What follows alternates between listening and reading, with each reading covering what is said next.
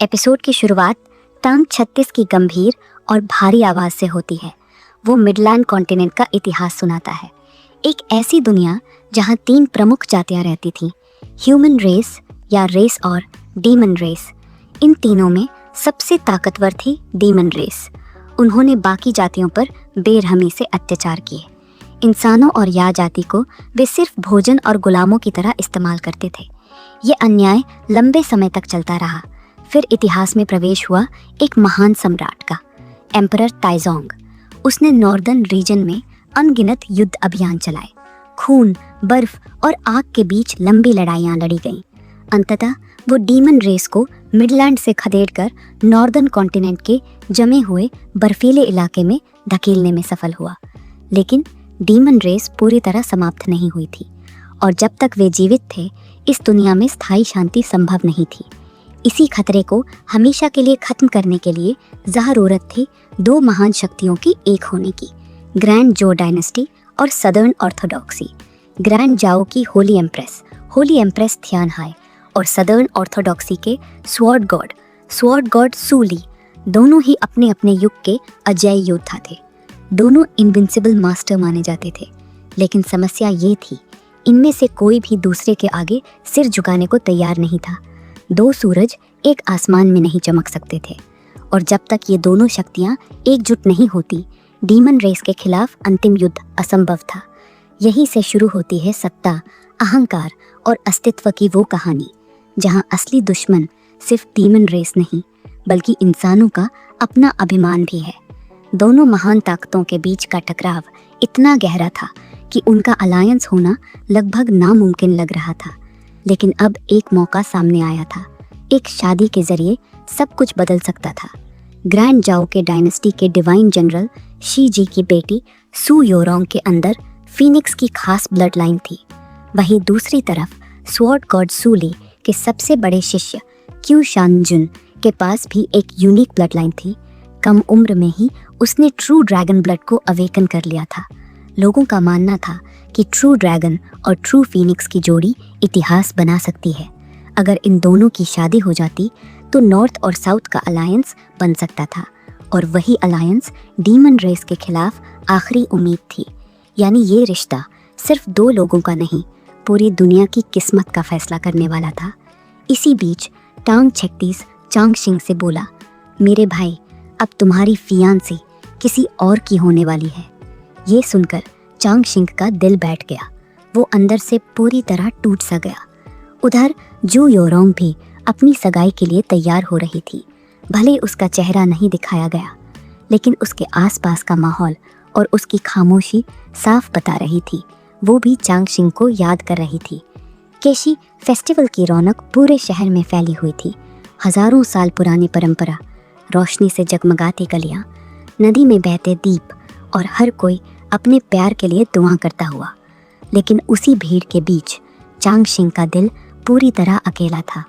लोग नदी में दिए बहाकर अपने रिश्तों की सलामती मांग रहे थे, और वो अपनी मोहब्बत को खुद अपने हाथों से छोड़ने की तैयारी कर रहा था। उसने मैरो क्लींजिंग थ्योरी पढ़कर मन को शांत करने की कोशिश की, पर हर पंक्ति उसे जू योरोंग की याद दिला रही थी। वो खुद से कह रहा था, मेरी किस्मत की रेखा छोटी है, मौत कभी भी आ सकती है। अगर मैंने उससे शादी की और मैं चला गया तो वो पूरी ज़िंदगी अकेली रह जाएगी। उसके लिए प्यार से ज़्यादा ज़रूरी था उसकी सलामती। उसे लगता था कि उसका पीछे हटना ही सही है। दूसरी तरफ नॉर्थ साउथ अलायंस की अहमियत बहुत बड़ी थी। अगर ग्रैंड जो डायनेस्टी और सदर्न शक्तियाँ एक हो जाती तो डीमन रेस के खिलाफ दुनिया को एक मजबूत ढाल मिल जाती। एक शादी के जरिए खून खराबा रोका जा सकता था, हजारों जिंदगियां बच सकती थीं। चांगशिंग सोच रहा था, अगर मेरी कुर्बानी से दुनिया में शांति आती है तो शायद यही सही फैसला है। लेकिन सच तो ये था, वो खुद को समझा रहा था। दिल अब भी उसी का नाम ले रहा था।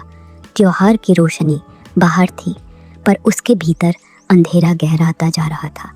अब सवाल ये था, क्या वो सच में अपनी मोहब्बत त्याग देगा, या किस्मत अभी कोई और मोड़ लेने वाली है? चांगशिंग के दिल में बचपन की यादें लहरों की तरह उठ रही थी। जू युरांग के वो खत जिनमें मासूम शब्दों के साथ सच्चा अपनापन होता था। भले ही वे कभी आमने सामने नहीं मिले, लेकिन उन चिट्ठियों ने उनके बीच एक ऐसा रिश्ता बना दिया था जो डोरी से भी नहीं टूटा। और आखिरकार चांग शिंग ने फैसला कर लिया, मैं उससे मिलूंगा चाहे कुछ भी हो। इस चैप्टर का नाम भी था I want to see her. Scene shift होता है एक शानदार एलिगेंट पवेलियन हॉल की ओर। दीवारों पर ड्रैगन और फीनिक्स की नक्काशी, हॉल में आध्यात्मिक ऊर्जा की लहरें और चारों तरफ ऊंचे स्तर के कल्टीवेटर्स की मौजूदगी। ये सिर्फ एक शादी नहीं थी, ये इतिहास बदलने वाला समझौता था। जैसे ही मैरिज कॉन्ट्रैक्ट साइन होता, नॉर्थ और साउथ का अलायंस आधिकारिक हो जाता। ये रिश्ता था ग्रैंड जो डायनेस्टी और सदर्न शक्तियों के बीच डीमन रेस के खिलाफ एक संयुक्त मोर्चा। टांग 36 की एंट्री। टांग 36 भी वहां पहुंच चुका था। भीड़ देखकर वो बुदबुदाया, अरे वाह, आज तो सारे बूढ़े भी बाहर आ गए हैं जो सालों से गुफाओं में छिपे रहते थे। लेकिन उसका सीनियर उसे तुरंत चेतावनी देता है, आज प्रिंस खुद यहाँ आए हैं, कोई भी गड़बड़ मत करना वरना तियांडा एकेडमी की इज्जत मिट्टी में मिल जाएगी। तभी अनाउंसमेंट होती है, प्रिंस चेन लियू पधार रहे हैं। ये थे चेन लियू, रॉयल फैमिली के सदस्य। उन्हें खुद एम्प्रेस तियान हाई ने भेजा था ताकि ये विवाह उनकी निगरानी में तय हो। उनकी मौजूदगी का मतलब साफ था, आज कोई भी इस समारोह को रोक नहीं सकता। हॉल के प्रवेश द्वार पर डिवाइन जनरल शुए जी अपनी पत्नी के साथ खड़े थे। उनकी बेटी जू यूरंग आज राजनीतिक गठबंधन की कुंजी बन चुकी थी। जनरल झुककर प्रिंस का स्वागत करते हैं, हर शब्द में सम्मान, हर हरकत में सावधानी। प्रिंस चेन लियू मुस्कुराते हुए शीजी को बधाई देने लगे। उन्होंने कहा, आपकी बेटी जू यूरंग की शादी क्यूशन जून से होने जा रही है। अगर क्यूशन साउथ का ट्रू ड्रैगन है तो आपकी बेटी नॉर्थ की ट्रू फीनिक्स है। इन दोनों की जोड़ी सच में कमाल करेगी। यही शादी नॉर्थ साउथ अलायंस की नींव बनेगी। प्रिंस आगे बोले, आज के बाद मैं आपको सिर्फ डिवाइन जनरल नहीं बल्कि नेशन का पिलर कहूँगा। इस अलायंस में आपका रोल बहुत बड़ा है। शीजी ने शांत लेकिन गर्व भरे अंदाज में जवाब दिया, अगर मेरी बेटी की शादी से ह्यूमन रेस को फायदा होता है तो मैं पीछे नहीं हटूंगा। ये हमारी जू फैमिली के लिए सम्मान की बात है। इतने में माहौल फिर बदल गया। हॉल में एक और अहम शख्स की एंट्री हुई, कार्डिनल मेलिशा। वो अपनी जूनियर जिन के साथ आए थे। आते ही उन्होंने जनरल से कहा, यहाँ आने से पहले मैंने भाग्य देखा था। आज का दिन बहुत शुभ है। यहाँ कुछ ऐसा होगा जिसकी किसी ने उम्मीद नहीं की।